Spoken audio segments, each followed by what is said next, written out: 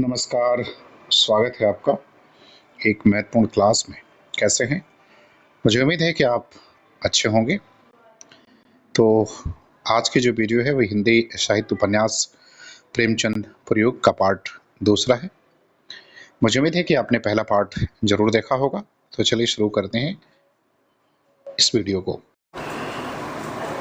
पहले सवाल में कह रहे हैं कि विषय वस्तु की नवीनता की दृष्टि से हिंदी का प्रथम आधुनिक उपन्यास किसे कहा जा सकता है। सवाल पूछा है कि किसे कहा जा सकता है। ये परीक्षा गुरु, भाग्यवती, मनोहर उपन्यास और देवरानी जेठानी की कहानी।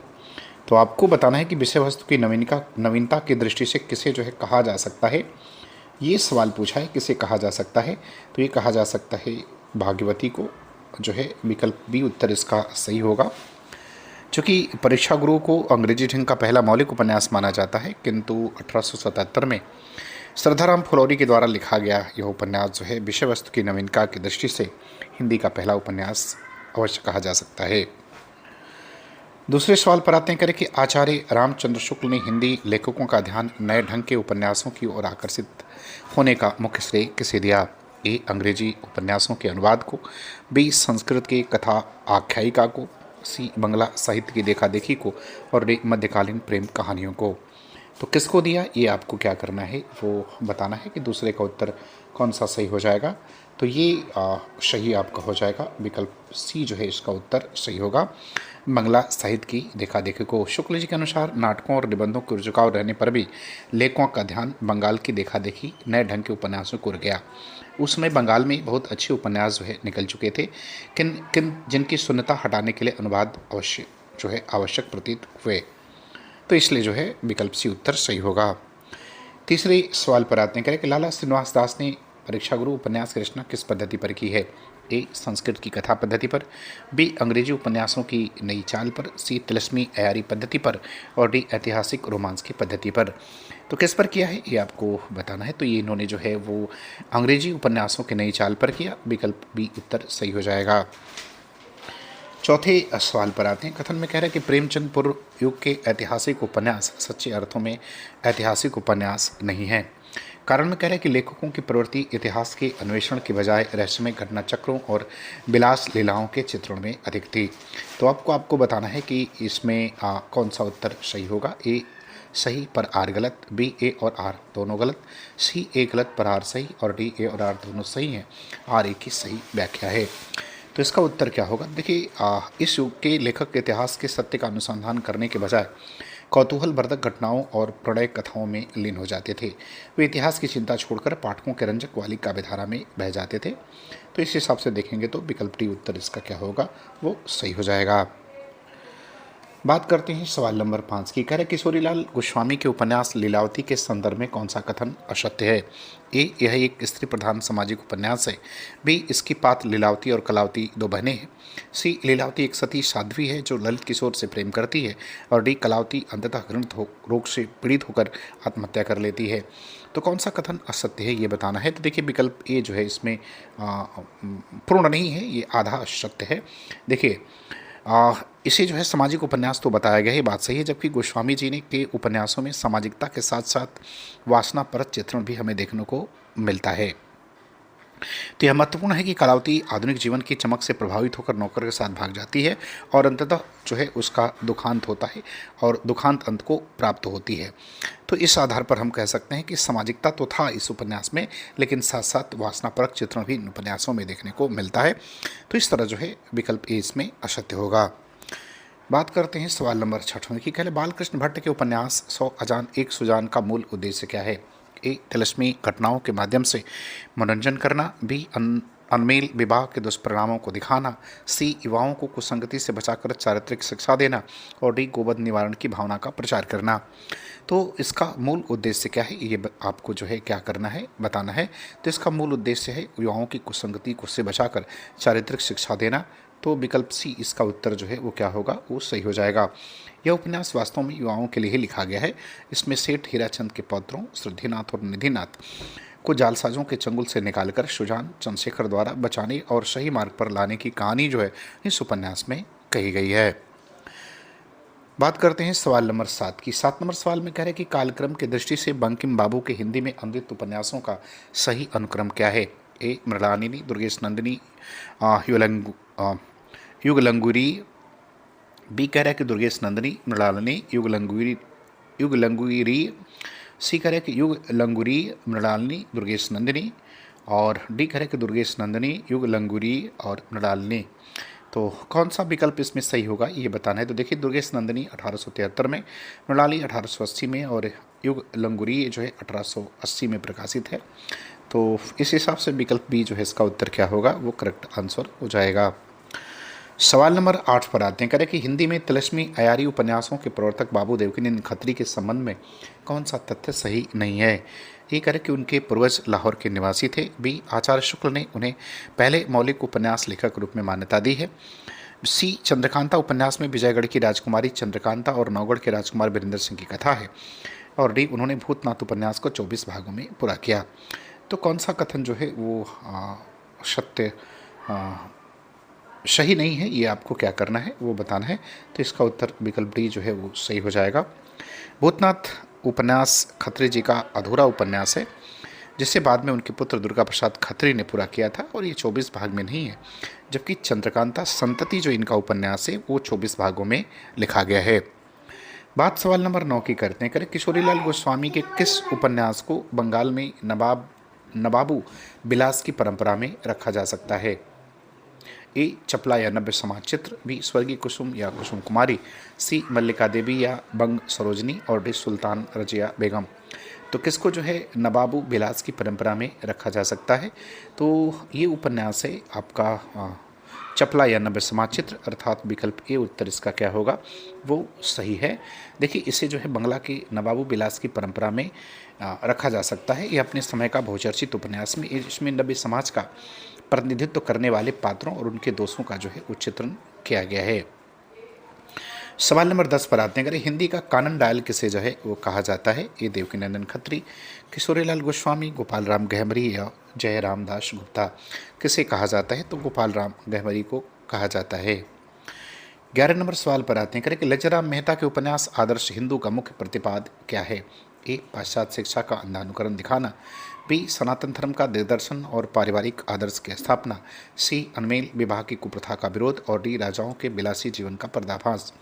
तो मुख्य प्रतिपाद क्या आदर्श हिंदू का है ये बताना है। तो देखिए, इस उपन्यास में पंडित प्रिया माननाथ के माध्यम से सनातन धर्म का दिग्दर्शन, हिंदूपन का नमूना, राजभक्ति का स्वरूप और परमेश्वर भक्ति का आदर्श जो है वो प्रस्तुत किया गया है।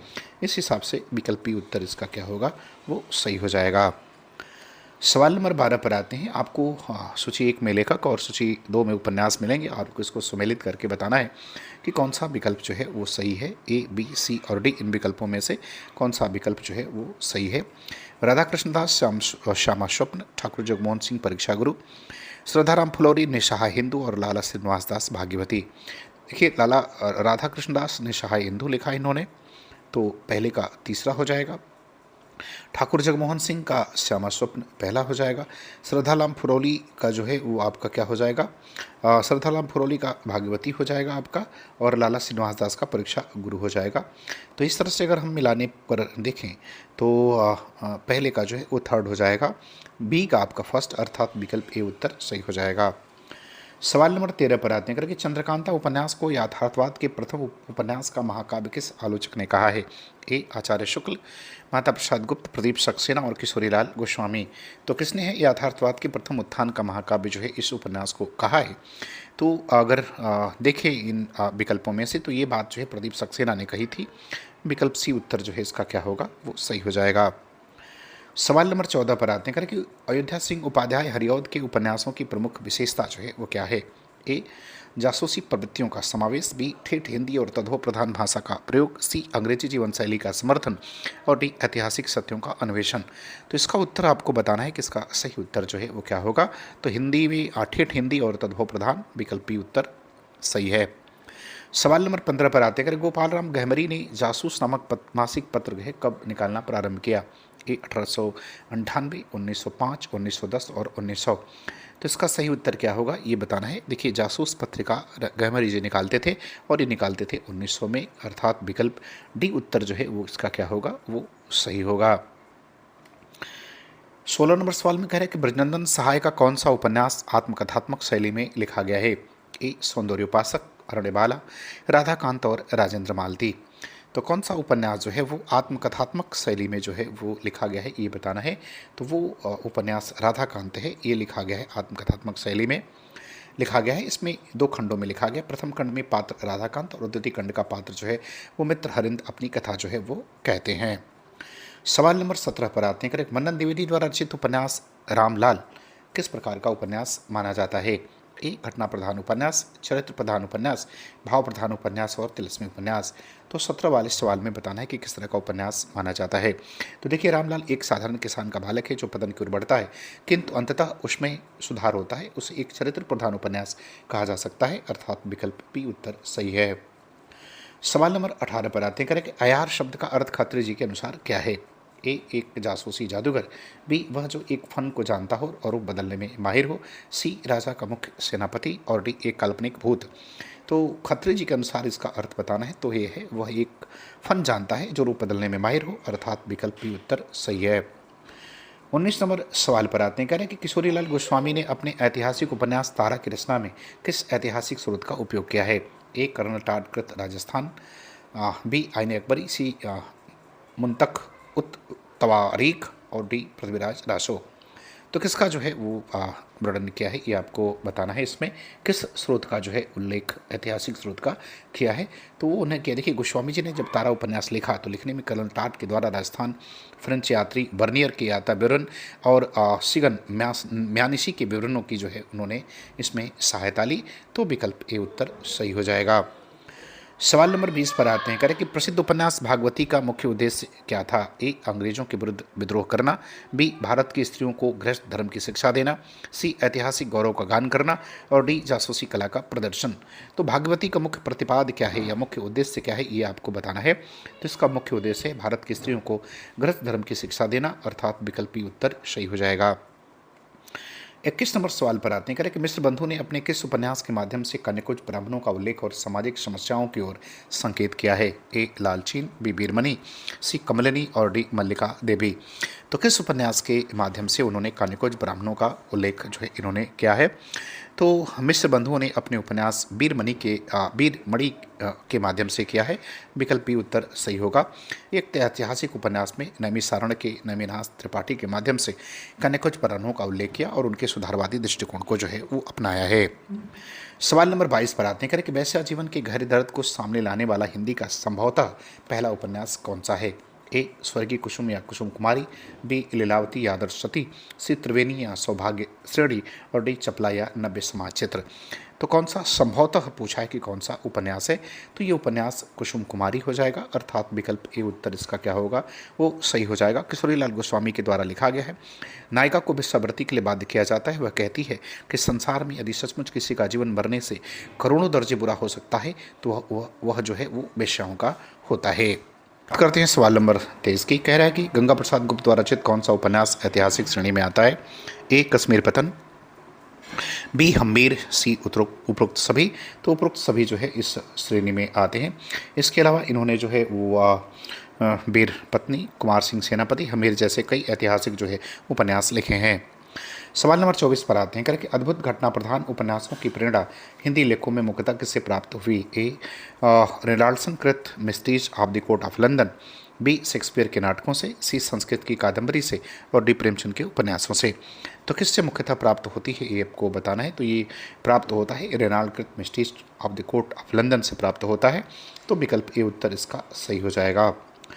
25 नंबर सवाल पर आते हैं। करें किशोरीलाल गोस्वामी ने अपने उपन्यासों को किस 3 वर्गों में विभाजित किया है। ए यथार्थवादी, आदर्शवादी, प्रगतिवादी, बी सामाजिक ऐतिहासिक घटना प्रधान या घटनात्मक, सी तिलस्मी जासूसी साहसिक और डी धार्मिक राजनीतिक और पौराणिक। देखिए, अध्ययन की सुविधा के लिए किशोरी गोस्वामी का जो वर्गीकरण सबसे उपयुक्त है वो हो सकता है सामाजिक, ऐतिहासिक और घटना प्रधान, अर्थात विकल्प बी उत्तर जो है वो सही होगा। 26 नंबर सवाल में कह रहे हैं कि मथु प्रसाद शर्मा ने ऐतिहासिक उपन्यास नूरजहां बेगम व जहांगीर की सबसे बड़ी विशेषता क्या है। कि मथु प्रसाद शर्मा के ऐतिहासिक उपन्यास नूरजहां बेगम व जहांगीर। नूरजहां बेगम और जहांगीर की सबसे बड़ी विशेषता क्या है? इसमें कल्पना का अतिरेक है। बी, इसमें इतिहास अधिक और कल्पना कम है। सी, यह पूर्णतः काल्पनिक है। और डी, एक तिलस्मी उपन्यास है।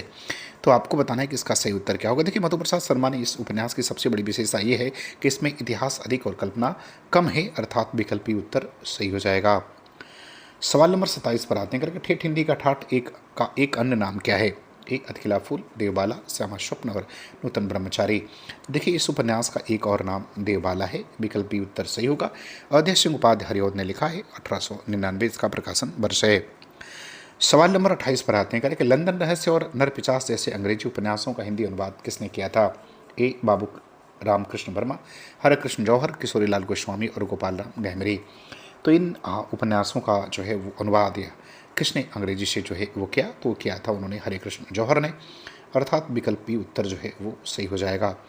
इन दोनों उपन्यासों की बात करें तो ये दोनों उपन्यास अंग्रेजी के लेखक रेनाल्ड्स के जो है द्वारा लिखे गए हैं। 29 नंबर सवाल पर आते हैं करें कि हिंदी के किस उपन्यासकार ने आंचलिकता का रंग लिए हुए मध्यवर्गीय परिवार के घरेलू जीवन का सजीव चित्रण प्रेमचंद से पूर्व ही कर दिया था? ए, ज्ञानंद किशोर, ब्रह्मानंद सहाय, राधा कृष्ण दास और लज्जाराम मेहता। तो किसने कर दिया था प्रेमचंद से पहले? ये आपको क्या करना है वो बताना है।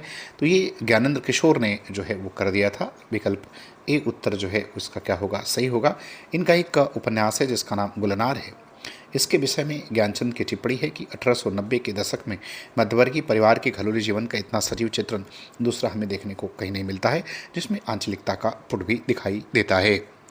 सवाल नंबर 30 पर आते हैं करके तिलस्मी उपन्यासों की लोकप्रियता के कारण किस प्रसिद्ध आलोचक ने इसे साहित्य कोटि में नहीं रखा? ए, डॉक्टर माता प्रसाद गुप्त, प्रदीप सक्सेना, आचार्य रामचंद्र शुक्ल और बाबू श्याम सुंदर दास। तो किसने जो है इसको साहित्य कोटि में नहीं रखा है?